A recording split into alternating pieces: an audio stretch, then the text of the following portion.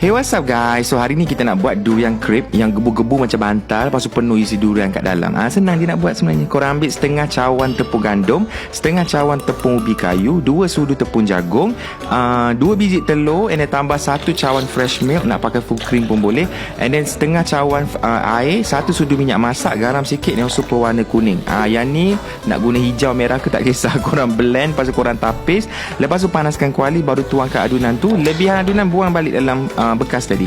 So kita nak create yang nipis saja, and then kuali tu kena panas tapi jangan panas sangat. So masak sampai dah tak melekat, boleh bawa keluar lah. Okay, awal-awal memang akan confirm fail. Memang confirm akan gagal. Buat banyak kali sampai jadilah. Okay, next kita nak non-dairy cream. Yang ni boleh beli dekat kedai bakery banyak jual. Kena pakai non-dairy cream, barulah cream kita tu cantik, yang tak runtuh, tak lembik lah orang kata. Lepas tu untuk durian pula, pakai je durian mana yang korang nak. Yang ni lebihan Musang King ada lagi semalam, sebab budak-budak ni pergi beli 2 bakul. So kita lenyek kan. Resipi ni tak perlu letak gula ke apa sebab krim tu macam dah manis sebenarnya. Durian pun dah manis juga. So letak layer by layer lah, krim, durian, krim, and then lipat. Cuma aku punya kulit crepe ni besar sangat, so banyak lebihan. Kalau lipat semua jadi tebal sangat, so terpaksalah koyak lebihan tu.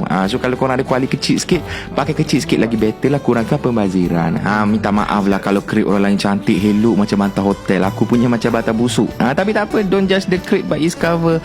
Yang penting kat dalam tu inti dia padat, durian krim semua sedap, makan kat rumah sejuk. Okay, selamat mencuba.